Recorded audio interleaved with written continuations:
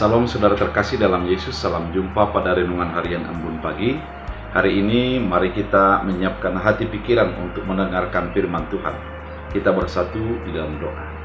Damai sejahtera Allah yang melampaui segala akal dan pikiran, itulah yang memelihara hati dan pikiranmu.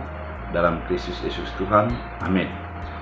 Saudara terkasih, firman Tuhan untuk kita pada hari ini diambil dari Filemon 1 ayat 15 sampai 16. Dalam bahasa Batak Angkola dikatakan, betak naundo dalana marsirang si Onesimus satokin sianpo asodapot ho ia mengulahi salolona sonari dadahum hatoban be ia lobi sian inoma dongan haholongan namanya harani Kristus marguna situtudo ya diau lumobi diho tutu marguna situtudo ya sanga pesongon jolma sanga pesongon kahanggi di bagasan Tuhan.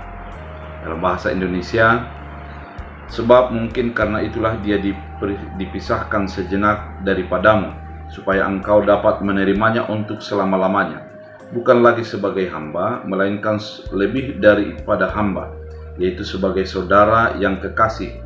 Bagiku sudah demikian, apalagi bagimu, baik secara manusia maupun di dalam Tuhan. Demikian firman Tuhan. Saudara terkasih dalam Kristus Yesus, Onesimus merupakan orang yang ada di dalam Filemon, kemudian tidak tahu sebenarnya apa yang terjadi sehingga Onesimus itu menjadi di penjara. Ketika dia di penjara, dia menjadi bersama-sama dengan Paulus, dan Paulus menjadikan dia sebagai anak rohani. Ketika Paulus sudah harus menerima hukuman sebagai orang yang memberitakan firman, sesungguhnya dia ingin pergi ke Filemon, namun yang terjadi adalah dia tidak memiliki mungkin untuk dapat lagi kembali, maka dia mengirim Onesimus untuk menjadi kembali ke Filemon. Ketika Paulus menerangkan bahwa Filemon dan Onesimus sesungguhnya sangat dibutuhkan oleh Paulus untuk dapat melayani dia dalam keadaan yang sulit itu. Namun Paulus mengingat orang Filemon jauh lebih membutuhkan daripada dia sendiri, sehingga dengan demikian ia mengutus Onesimus ke dalam Filemon. Orang Filemon pasti memiliki sebuah pandangan yang berbeda. Mereka mungkin sudah mengalami trauma atas sikap dan perilaku Onesimus.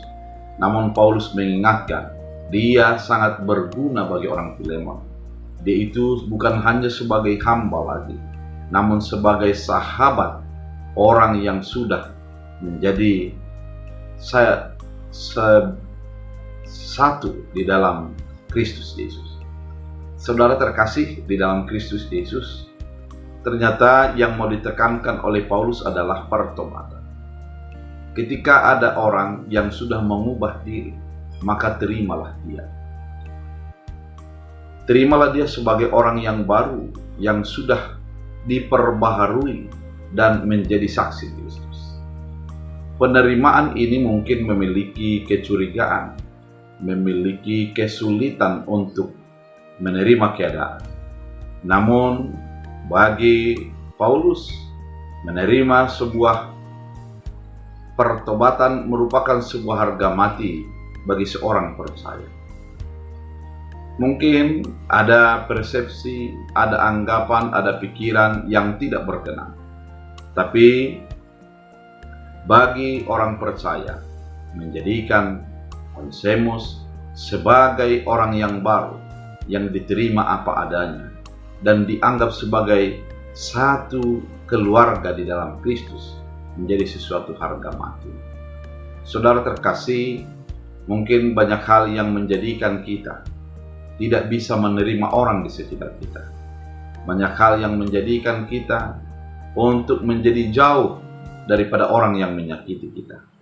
Namun prinsip yang dilakukan oleh Paulus perlu untuk kita terima, bahwa orang ada waktunya untuk berubah.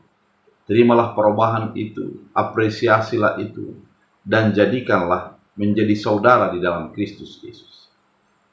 Mungkin kalau kita lihat diri kita dibanding dengan orang lain sekitar kita, diri kita mungkin jauh lebih berdosa, jauh lebih tidak layak, jauh lebih tidak berguna. Namun Tuhan menjadikan kita menjadi layak, berguna, dan diampuni dari segala dosa dan kesalahan kita. Oleh karena itu, waktunya kita untuk mengubah diri, menjadi berubah sesuai dengan kasih karunia Tuhan. Oleh karena itu, saudara terkasih, biarlah firman Tuhan kali ini menghantar kita untuk hidup di dalam kasih karunia, hidup di dalam pengampunan, hidup di dalam penerimaan dalam perbedaan. Sehingga dengan demikian, kita mampu menerima orang yang berbeda dari kita, kita mampu menjadi orang yang betul-betul menerima orang sebagai saudara di dalam Kristus Yesus. Biar firman ini mengajak kita untuk menerima orang yang berbeda dari kita. Kita berdoa. Terima kasih Tuhan atas firman yang begitu indah menghantar kami untuk menyadari dan menghidupi bahwa setiap orang ada berubah. Biarlah perubahan itu menjadi kami terima dan kami jadikan sebagai sahabat dalam Kristus. Jadikan firman menjadi bahagian hidup kami. Dalam Kristus Yesus Tuhan. Amin. Tuhan Yesus memberkati.